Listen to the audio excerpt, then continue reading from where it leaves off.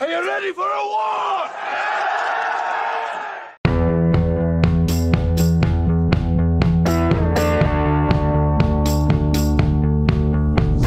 Mel Gibson est un brillant acteur, scénariste, réalisateur et producteur hollywoodien.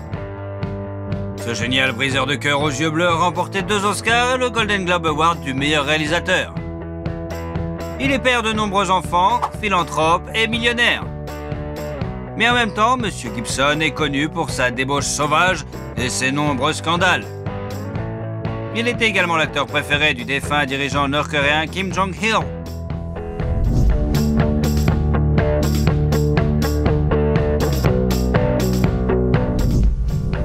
Il est temps de percer tous les secrets de l'acteur légendaire dans notre vidéo réalisée suite aux nombreuses demandes de nos abonnés. Mel Colin Granger Gibson est né le 3 janvier 1956 dans la banlieue de New York. Il est le 6e enfant de sa famille catholique irlandaise. Le garçon a été nommé d'après Saint Mel et Saint Columcille, qui est vénéré comme l'un des 12 disciples en Irlande. Ses parents, Patricia et Hatton Gibson, étaient des gens ordinaires, profondément religieux. Ils voyaient le sens de la vie dans leurs enfants. C'est pourquoi la famille s'est avérée assez nombreuse. Ils ont eu 11 enfants au total.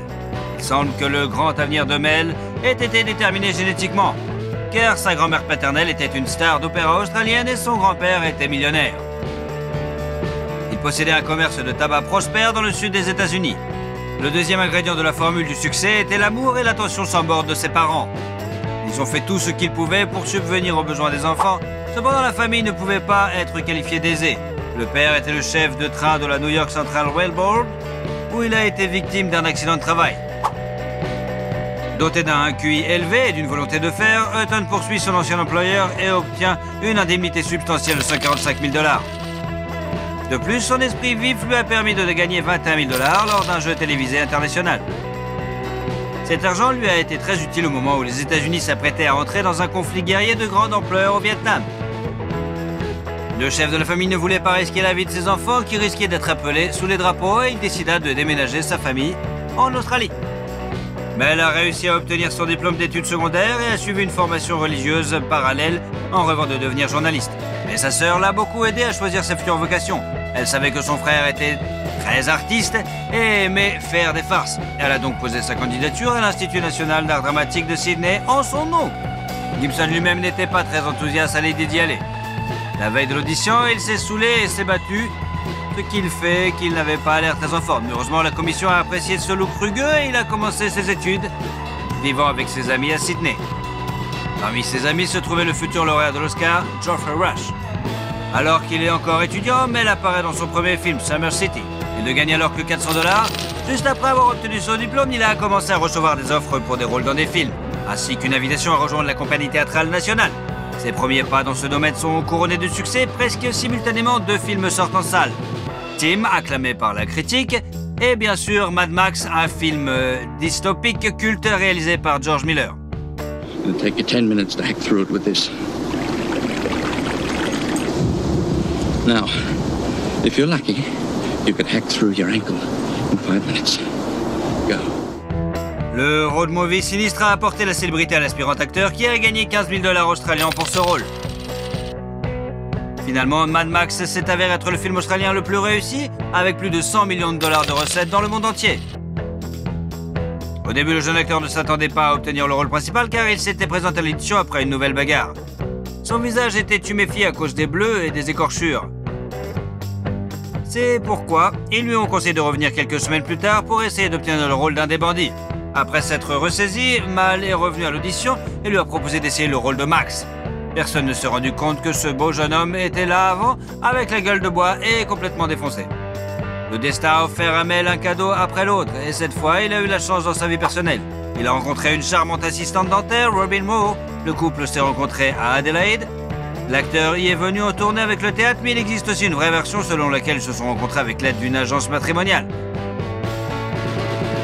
Il a peut-être dû recourir au service des marieurs professionnels parce que dans sa jeunesse, Gibson souffrait d'un complexe d'infériorité. Il avait beaucoup de relations éphémères, qu'il se battait beaucoup, qu'il buvait beaucoup et qu'il s'attirait toutes sortes d'emmerdes. Après une nouvelle bagarre, Mel a frôlé la mort et c'est ce qui l'a poussé à changer de vie. En 1980, Mel et Robin se sont mariés. Leur mariage a été très solide et a duré près de 30 ans. Ils ont eu 7 enfants, 5 fils et 2 filles. Ayant trouvé en sa femme un refuge fiable, Gibson part à la conquête des écrans. En 81, il joue dans Mad Max 2, The Road Warrior de Miller. 2 days ago, I saw a vehicle that had hauled that tanker. You want to get out of here? You talk to me. Le film est bien accueilli par le public et salué par la critique.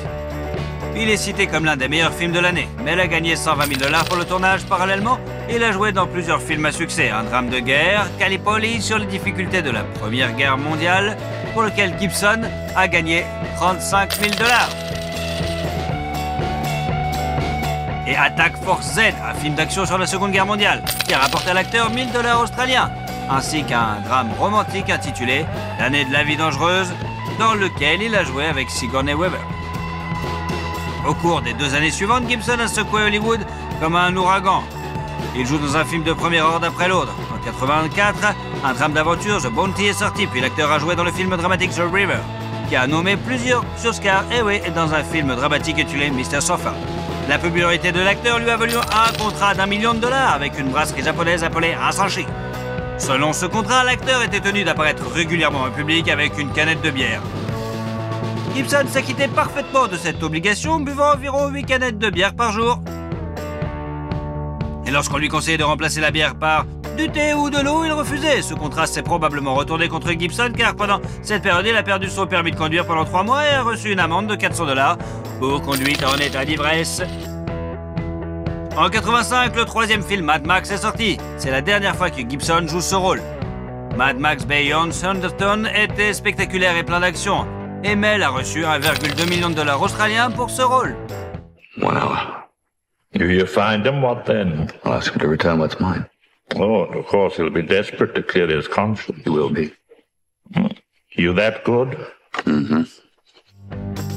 Il a finalement établi sa présence sur l'Olympe hollywoodien en jouant le rôle principal dans le film d'action classique Cut Lethal Weapon en 1987.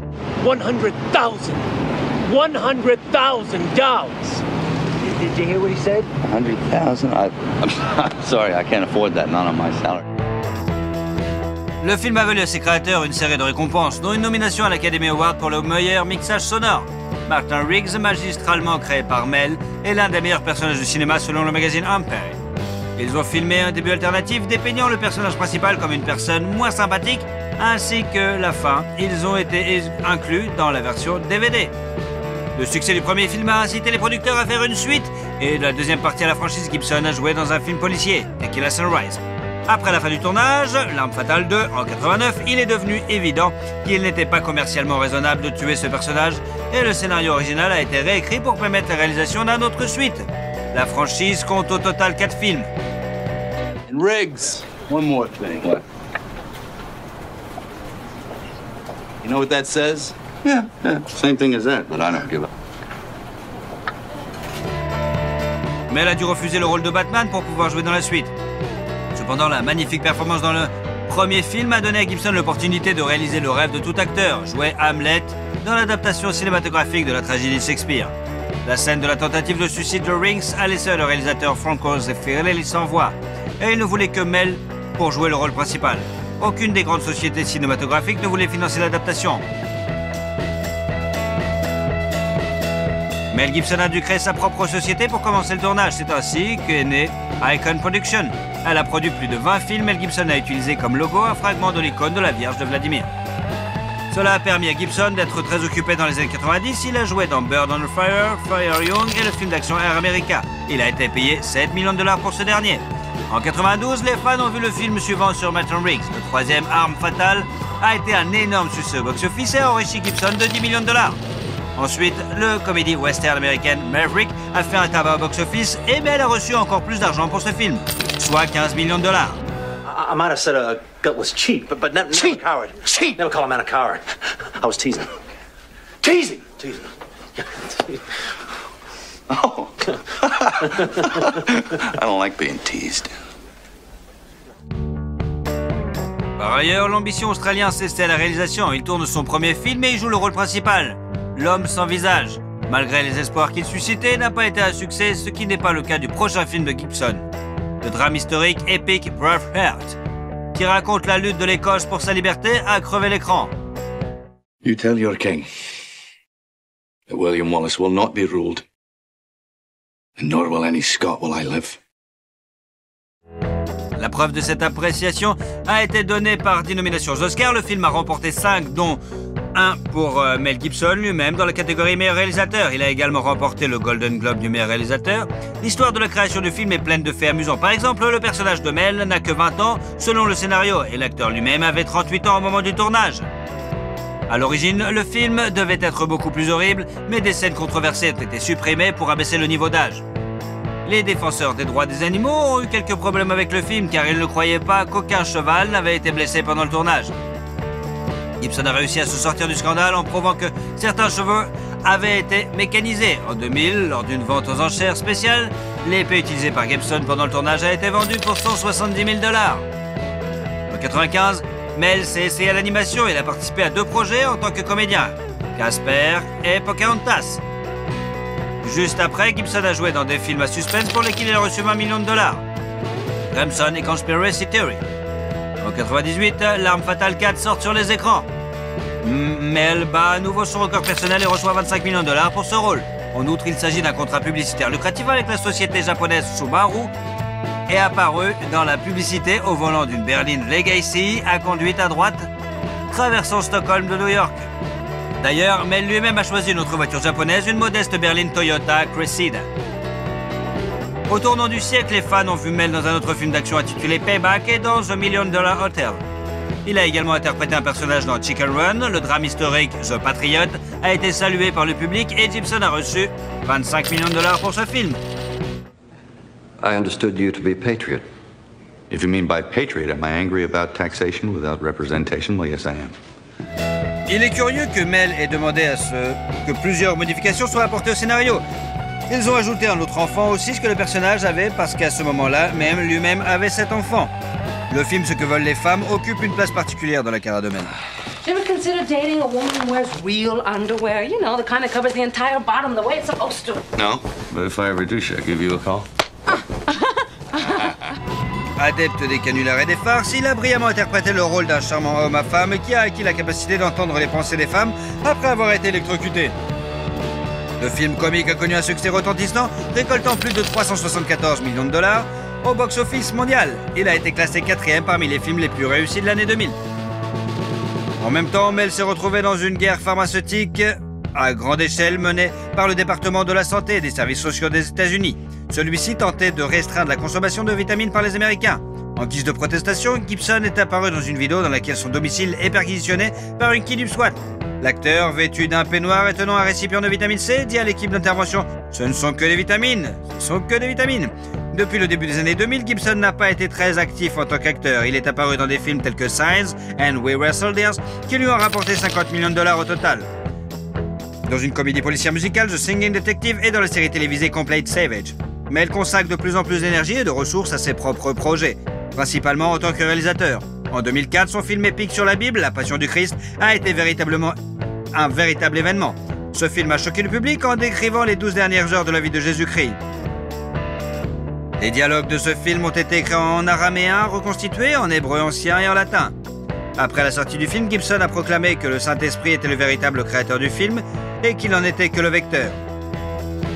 Il a même fait don de 100 millions $ à l'Église catholique. Le tournage a été très difficile, l'acteur principal a été constamment blessé, notamment par la foudre. Pour rendre le film plus authentique, ils ont décidé d'éviter d'utiliser des images de synthèse. Le travail a été fait exclusivement par des maquilleurs qui ont passé 10 heures dessus. De plus, l'acteur qui jouait Jésus a reçu de vrais coups et a porté une vraie croix en bois pesant 154 livres. Grâce à cette approche désintéressée et rigoureuse, le film s'est avéré grandiose. Toute la société a été choquée, y compris le pape Jean-Paul II, qui a fait l'éloge du film. Et la fille de Gibson, Anna, a été tellement impressionnée qu'elle a même exprimé le désir de prendre la voile et de devenir religieuse.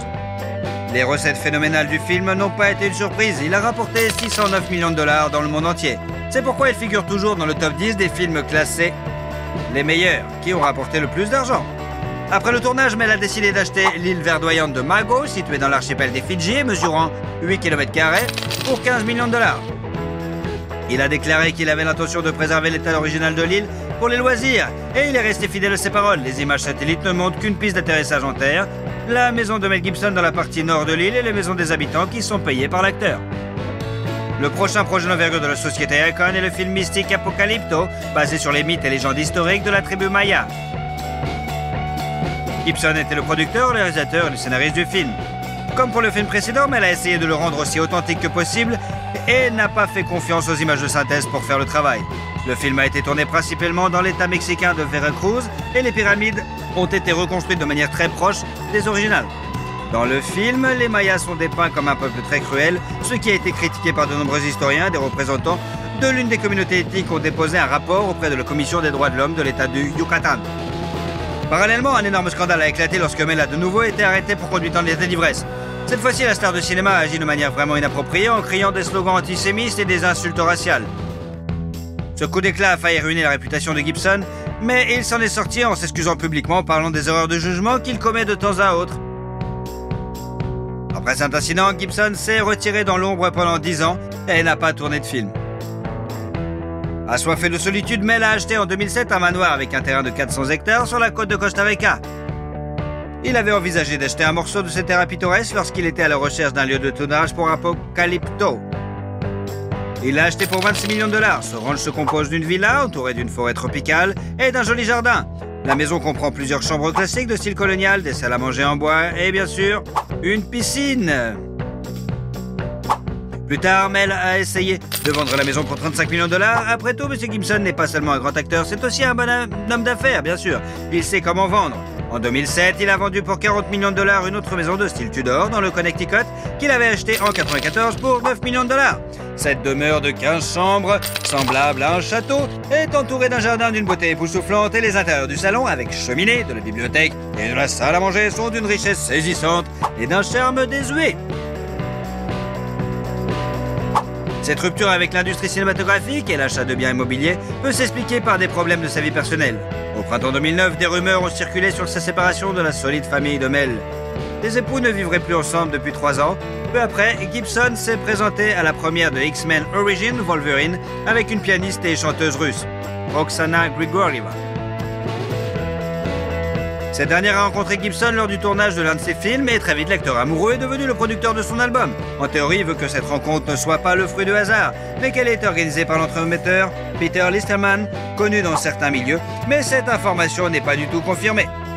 Après l'apparition commune de la nouvelle grossesse de 4 mois d'Oksana, Robin a demandé le divorce et a obtenu la moitié de la valeur nette de l'adultère, soit 850 millions de dollars.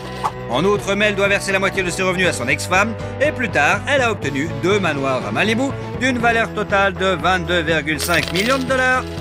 En fait, l'indemnité de rupture des Gibson est considérée comme l'une des plus importantes de l'histoire d'Hollywood. Intéressant, non? En octobre 2009, Mel et Oksana ont eu une fille qui est devenue le 8e enfant de l'acteur. La nouvelle famille, avec le nouveau-né Lucy Ann, vit dans un manoir de 11,5 millions de dollars situé bien sûr à Malibu. Mel a acheté la maison à son ami David Duchovny, mais la vie de famille n'a pas fonctionné et après 18 mois, le couple s'est séparé.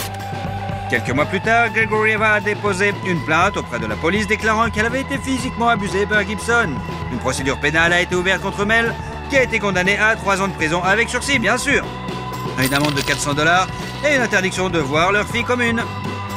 Le tribunal lui a également ordonné de verser à sa conjointe de fait une indemnité de 750 000 $ et payer 40 000 $ par mois jusqu'à ce que l'enfant atteigne l'âge de 18 ans. Par ailleurs, Oksana a obtenu un manoir à Sherman Oaks que Gibson a acheté en 2009 pour 2,4 millions de dollars. Le tribunal a ordonné à Mel de payer les frais d'entretien, mais la femme en voulait plus et elle a publié sur les médias sociaux un enregistrement d'un appel téléphonique entre elle et Mel, au cours duquel ce dernier a proféré des insultes racistes. Cette affaire a failli coûter à l'acteur sa carrière et sa réputation. De nombreuses personnes se sont retournées contre lui. Mais pas Johnny Foster, Robert Downey Jr., Robert Rodriguez et Sylvester Stallone. Ils l'ont aidé l'acteur et grâce à Rodriguez et Stallone, ils ont pu apparaître dans des films tels que Machete Kills, où il a joué un méchant pour la première fois, et The Expendables 3. He thinks I'm joking. I'm not joking. You should see me when I'm angry. You'd be very impressed, then very dead. À la suite de ce scandale retentissant, le tournage du film d'action Gadget Gringo a été retardé et la première du drame excentrique The Beaver a été annulée. La première était prévue en décembre 2010 compte tenu des nominations aux Oscars, mais le film n'est sorti qu'en mai 2011. La première a été un flop, le film a échoué au box-office, et pour couronner le tout, en 2010, l'acteur a eu un accident de voiture. Il a écrasé sa Maserati contre une falaise rocheuse sur l'une des routes de Malibu.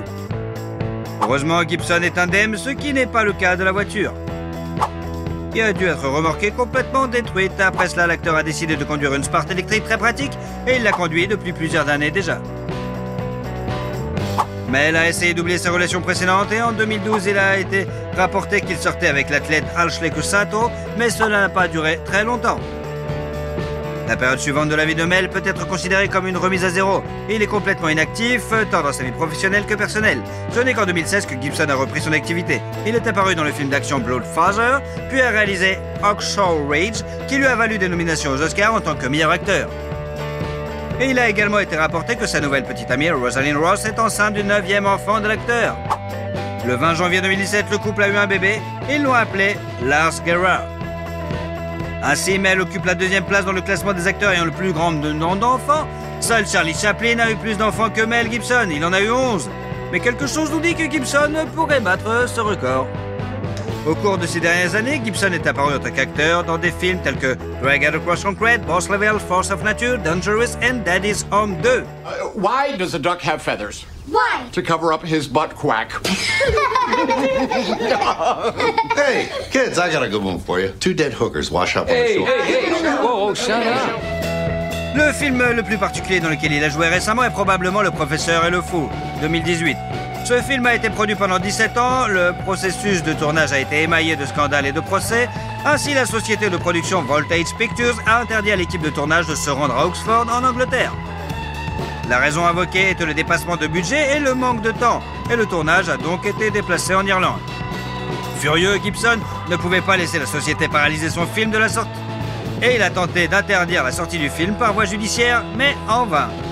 Pour se venger, il a décidé de ne pas participer à la campagne publicitaire. En 2020, le film d'action comique Fat Man, avec Mel Gibson dans le rôle principal. Remember when my bacon went through the vegan sugar-free phase? Oh, yeah. I was lucky to survive it. Must have lost 12 pounds. En 2021, Gibson apparaît dans les films d'action Agent Game, Dangerous and Last Looks. Et l'année suivante, le public peut voir l'acteur dans Father's 2, On the Line, Hot Seat, Panama et Bandit. Après tous les procès et les pensions alimentaires, la valeur nette de Mel Gibson s'élève aujourd'hui tout de même à 425 millions de dollars. Même si selon certaines estimations de sources ouvertes, Mel a reçu la somme record de 450 millions de dollars pour La Passion du Christ et n'a investi que 30 millions de dollars de son argent personnel. Selon les informations les plus récentes, Mel ne reste pas inactif. Gibson sera le réalisateur de L'Arme Fatale 5. En outre, il jouera le rôle principal dans la mini-série The Continental, dont la sortie est imminente. La plus intrigante est la rumeur selon laquelle l'acteur travaille sur la suite de son film épique sur la vie et la mort de Jésus-Christ, intitulé La Passion du Christ, Résurrection, où Gibson serait à la fois réalisateur, scénariste et bien sûr producteur. Nous avons fait de notre mieux pour vous raconter la vie de cet acteur brillant, de ce réalisateur talentueux, de cette personne unique qu'est Mel Gibson. Pensez-vous qu'il parviendra à surprendre le monde avec un nouveau chef-d'œuvre comme il l'a fait avec Braveheart et La Passion du Christ? Richard Gere, comment vit le chouchou des femmes et où il dépense ses millions? Richard Tiffany Gere est né le 31 août 1949 dans une grande famille américaine composée de Doris Ann, femme au foyer, et de Homer George, agent d'assurance. En plus de Richard, qui est né le 2e, Gere a été élevé avec 5 enfants. Les parents, instruits mais simples, ont réussi à donner à leur enfant une enfance heureuse dans le nord-est de l'État de New York. L'éducation a essayé de donner une harmonie. Il y avait de la place et de la communication avec la nature, parce que la famille vivait dans une petite ville rurale où il y avait de la créativité et des sports. Le futur acteur fait de son mieux pour apprendre à jouer de la guitare, brille dans le club de théâtre de l'école et pratique la gymnastique. Après avoir reçu une bourse sportive après l'école, il entre à l'université de Massachusetts pour étudier la philosophie et la mise en scène. À l'époque, il rêvait de devenir un musicien professionnel et se voyait comme un trompettisme de renommée mondiale. Ses rêves fous l'ont finalement empêché d'obtenir son diplôme. Il est d'abord parti à la recherche d'une opportunité de se réaliser en tant que musicien, puis s'est intéressé au théâtre et a abandonné ses études. S'installant finalement à New York, Richard Gere essaie aux éditions de théâtre et un jour, il a de la chance. En 1975, après une série de personnages mineurs, il obtient le rôle principal dans la pièce Killer Head. Sur scène, il a tout le temps les yeux bandés, jouant un meurtrier condamné à mort, ce qui fait le jeu du jeune acteur. À l'époque, il était extrêmement enfermé et souvent chuchoté, ce qui nuisait à son talent. Dans ce cas, la salle n'a entendu que sa voix, qui a littéralement hypnotisé le public. Le jeu du jeune acteur était si talentueux qu'il a été remarqué par des producteurs. D'abord, Gere est apparu dans des films tels que Rapport à l'enquêteur, À la recherche de Monsieur Goodbar, Jour de moisson, Frères de sang et Yankee. Puis, la chance lui a souri. Du rôle principal dans le film American Gigolo a refusé Hollywood, Beau John Travolta, et le travail est allé à Gere avec une rémunération de 35 000 $. Grâce à ce rôle, il devient instantanément le favori d'une armée de fans féminines. Un rôle non moins important dans ce rôle a joué le fait que l'acteur a dû tourner dans certaines scènes totalement nu. Pour lui, c'est fixé l'image de la coqueluche et le rôle du héros amant, qui avec le temps a commencé à le traîner. 2 ans plus tard, Richard se voit offrir le rôle principal et encore une fois, ironiquement, celui que Travolta avait refusé. Le film L'Officier et le Gentleman a connu un grand succès, remportant 2 Oscars et a également été reconnu comme l'un des plus grands films romantiques de l'histoire, selon l'American Film Institute. Should have warned you scuzzy female types about the putrid dudes. Those are the ones that say they're wearing a rubber, but there's really a little hole bitten in the bottom of it. La filmographie de Richard s'étoffe ensuite avec The Honorary Consul and Restless. Et en 1984, il joue dans le film de gangsters The Content Club, réalisé par Francis Ford Coppola quand même, dans lequel l'acteur se souvient de sa jeunesse et joue plusieurs rôles à la trompette. What is this, a kidnapping? Would you like that? Because I think I'm up to it. You do move me. I don't know why, but you do move me. In unusual places. Étonnamment, avec cette distribution brillante, un réalisateur vénérable et une série de prix prestigieux, le film échoue au box-office. Cela n'a pas empêché Richard Gere de toucher 2 millions de $ pour son rôle. On suivit le film historique King David, le drame Power, le film d'action Miles from Home, le thriller No Mercy, qui a fait 1 500 000 $, et Internal Affair. La véritable célébrité est venue à Gere alors qu'il approchait du cap des 40 ans, dans Pretty Woman, qui a été conçu à l'origine comme un drame. Richard ne voulait pas jouer de façon catégorique. Il n'a pas aimé le scénario, puis a changé au point d'être méconnaissable, ennuyé par le rôle, qui parasitait son rôle de héros amant. Mais son agent l'a convaincu d'aller voir l'actrice choisie pour le rôle principal, et là, il rencontra Julia Roberts. Did you really say $100 an hour? Yeah. Yeah. Well, if you don't have any prior engagements, I'd be very pleased if you would accompany me into the hotel. Avec un investissement de 14 millions de $ dans la production, les recettes mondiales se sont élevées à 463 millions de $. Peut-être la raison de la chimie qui s'est créée sur le plateau entre les interprètes des rôles principaux est-elle due au fait que pour obtenir une fin heureuse, les scénaristes ont dû réécrire l'image finale. Au final, ça a été une fin complètement différente, qui a fini sur une fin heureuse et amoureuse. Dans l'histoire originale, l'homme riche poussait la fille hors de la voiture en lui jetant de l'argent. C'est là que le film était censé se terminer. Gere lui-même n'aime pas Pretty Woman pour de nombreuses raisons, et l'a souligné dans des interviews. Il a donc été très heureux de l'offre du maître du cinéma japonais, Akira Kurosawa, qui lui a donné un petit rôle dans le film anti-guerre Rhapsody in August. Sur le plateau, Richard Gere a dû parler en japonais qu'il ne connaissait pas. Les répliques ont été apprises par cœur. Le maestro était très inquiet de ne pas pouvoir payer le travail d'une star hollywoodienne, mais Gere lui a assuré qu'il jouerait gratuitement. Finalement, le réalisateur lui a versé une somme symbolique et a également payé le billet d'avion de Gere et proposé d'acheter un billet pour ses amis, s'ils veulent se rendre au Japon. Son ami, par exemple, était Cindy Crawford, qui était déjà sa femme depuis 1 an. L'un des plus beaux couples de l'époque s'est formé en 1988 et en 1991, le mariage officiel a eu lieu à Las Vegas. La cérémonie était plutôt discrète, il n'y avait que 4 témoins et les bagues que les jeunes mariés ont échangées. Ils les ont fait fabriquer eux-mêmes avec du papier d'aluminium provoquant de bonbons à mâcher. Beaucoup de gens pensent que le mariage à Vegas est un mauvais signe et peut-être qu'il y a eu du vrai là-dedans, car en 1995, le couple a divorcé. Gere et Crawford ont choisi de ne pas faire de cet événement une tragédie ou un spectacle. Tout s'est terminé rapidement et calmement, puis chacun a suivi sa propre voie. Le voyage de Gere à cette époque l'a conduit au Tibet. Il a rencontré le Dalai Lama et a failli devenir moine. Mais l'acteur avait une vie et une énergie qui ne cadrait pas avec ce genre de vie. Dès lors, il sympathise avec le Tibet et éprouve de l'empathie pour lui. Richard a commencé à parler avec passion de la situation critique de la région partout où il pouvait. Lors d'un rassemblement politique, il se déchaîne complètement en promettant de combattre les Chinois, seuls si le Tibet n'était pas protégé. Le discours provoque un murmure dans la salle et seule une femme trouve la force de réduire ce pathos à une blague. Il s'agit de l'actrice américaine Carey Lowell, la célèbre Bond girl du film License to Kill. Très vite, Lowell devient la seconde épouse de Gere. En 2000, le couple a eu un fils qu'ils ont nommé d'après le nom de ses grands-pères, Homer. Pendant ce temps, la carrière cinématographique de Richard Gere se développe. Il apparaît dans des films tels que Final Analysis, And the Bond Player One, Mr. Jones, First Night, Red Corner, Primal Fear. Et dans le film détective Somersby et le drame Intersection, où il a reçu 5 à 7 millions de dollars pour ses rôles dans le mélodrame. Et dans le film d'action The Jackal avec Bruce Willis. Cependant, le travail de couple n'a pas si bien fonctionné qu'ils ont juré de ne plus jamais tourner ensemble. Give over, Preston. Who are you really looking for? A pro. Calls himself The Jackal. Oh, that fella. The mystery man. À propos, Gere aurait pu jouer un rôle majeur dans The Hard, qu'il a refusé pour une raison qu'on ne connaît pas. Après cela, ils ont voulu faire un nouveau film avec Richard Gere et Julia Roberts, qui s'appela Runaway Bride. Le film est un succès, rapportant 300 millions de dollars au box-office et rapportant 13 millions à Gere. Immédiatement après ce film, l'acteur a fait preuve d'un talent dramatique dans le rôle d'un homme riche qui se retrouve impuissant devant la maladie et la mort de sa bien-aimée. C'est le film Automne à New York, avec l'incomparable Winona Ryder dans le rôle de sa compagne. You've got the hiccups. Are you kidding? I would go with you in a heartbeat. You're fabulous. Yeah? But, uh-oh. Oh dear.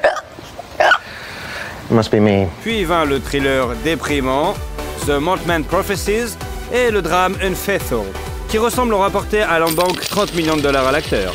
Une autre œuvre de Gere a été le mélodrame du début des années, Dr. T and the Woman, sur le médecin gynécologue. Pour mieux se préparer au rôle, Richard a saisi l'occasion et lorsque sa femme a donné naissance à son fils, il a étudié le travail de la maternité. En 2002, le nom de Richard Gere a de nouveau tonné dans le monde entier. Et la raison en est la sortie du film musical Chicago. I like to be an awfully good sport. Good, you got that out of your system. Now listen, you mean just one thing to me. You call me when you got $5,000. Ce somptueux chef-d'œuvre policier musical a séduit non seulement le public, mais aussi les experts, qui lui ont attribué 13 nominations aux Oscars quand même. Le BAFTA, Golden Globe et Grammy, qui ont littéralement couvert de récompenses les créateurs et les participants du film. Gere a remporté un Golden Globe du meilleur acteur dans une comédie ou une comédie musicale. À propos, le rôle d'un avocat artistique aurait pu revenir à l'acteur Hugh Jackman, qui l'a refusé, ce qu'il a regretté par la suite. Fait intéressant, l'adaptation de Chicago était censée se dérouler dans les années 70 avec Frank Sinatra, Liza Minnelli et Goldie Hawn dans les rôles principaux. En 2004 sort le remake de la comédie romantique japonaise Shall We Dance, où l'acteur fait vibrer la piste de danse avec Jennifer Lopez et Suzanne Sarandon, avec lesquels il a une relation amoureuse au début des années 80. Beverly, dance with me? I don't know how. Yeah, you do. No, Yeah, you've been dancing with me for 19 years. L'acteur a passé les années suivantes dans des films qui n'ont pas suscité beaucoup d'éloges. Be Season, The Walks, The Flock, I'm Not There, The Hunting Party, Night in London. L'acteur n'a redécollé qu'en 2009, lorsqu'il a joué dans le film incroyablement émouvant, gentil et triste sur le chien Hachi. All right, come here. Okay, it's all right.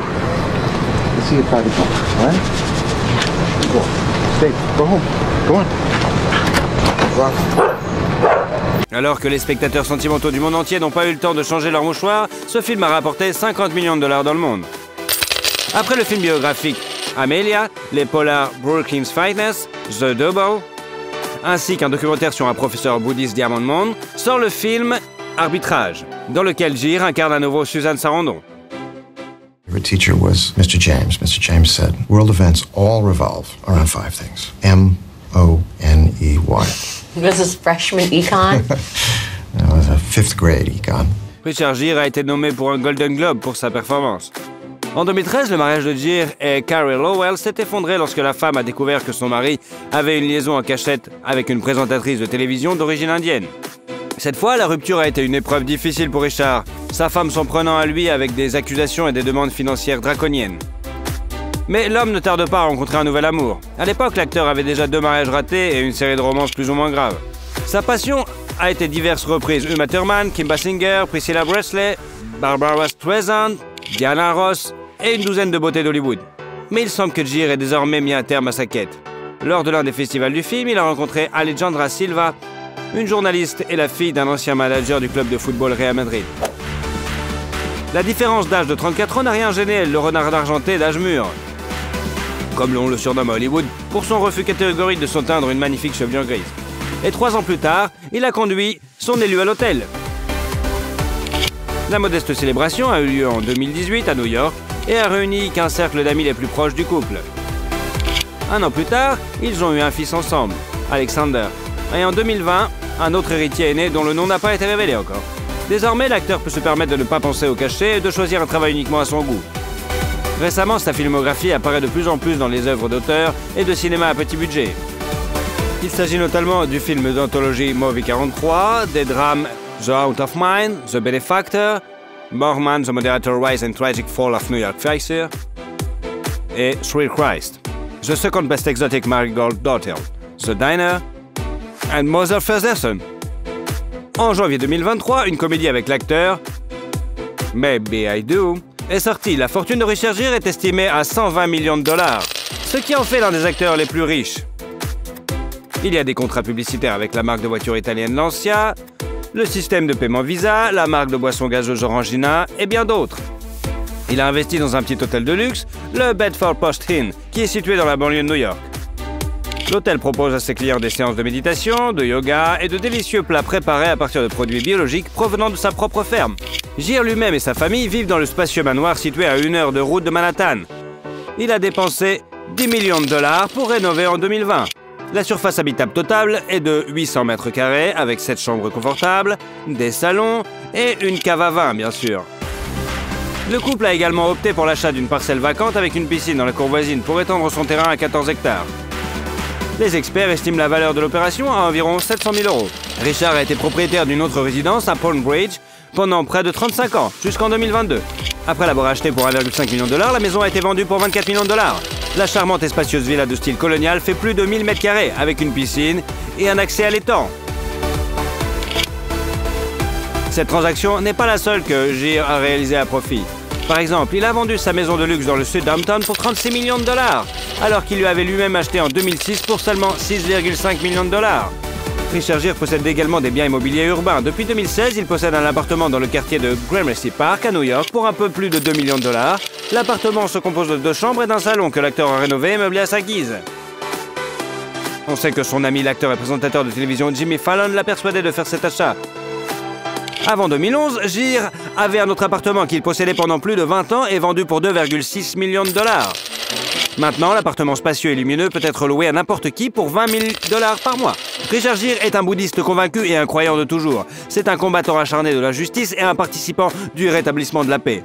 Outre son combat pour la liberté du Tibet, qui lui a valu une interdiction à vie d'entrer en Chine, il a également travaillé sur les questions d'environnement, de santé et de droits de l'homme et a soutenu de nombreuses missions humanitaires internationales. L'actualité l'a également mis en colère. Il a même vendu l'une de ses voitures aux enchères pour en reverser le produit à des organisations caritatives aidant les victimes de la guerre en Ukraine. En 1999, le cabriolet Jaguar XK8 est passé sous le marteau pour 31 000 dollars. Cette belle voiture a une transmission automatique à 5 vitesses et un moteur de 4 litres de cylindrée. Au moment de la vente, le kilométrage était de 50 000 km. Normalement, l'acteur a été vu au volant d'une Audi RS6. À son âge, Richard Gere avait tout ce dont on pouvait rêver. 3 fils, une femme aimée et aimante, la gloire et la fortune. La théorie selon laquelle le bien revient toujours au bien semble être directement confirmée dans son parcours de vie. Sa devise, arrêtez de vous considérer comme quelque chose de secondaire, mangez de la bonne nourriture, marchez au soleil, sautez dans l'océan, partagez la précieuse vérité que vous avez sur le cœur. Soyez gentil, soyez bizarre, il n'y a pas de temps pour le reste. Êtes-vous d'accord avec cette déclaration du renard argenté ?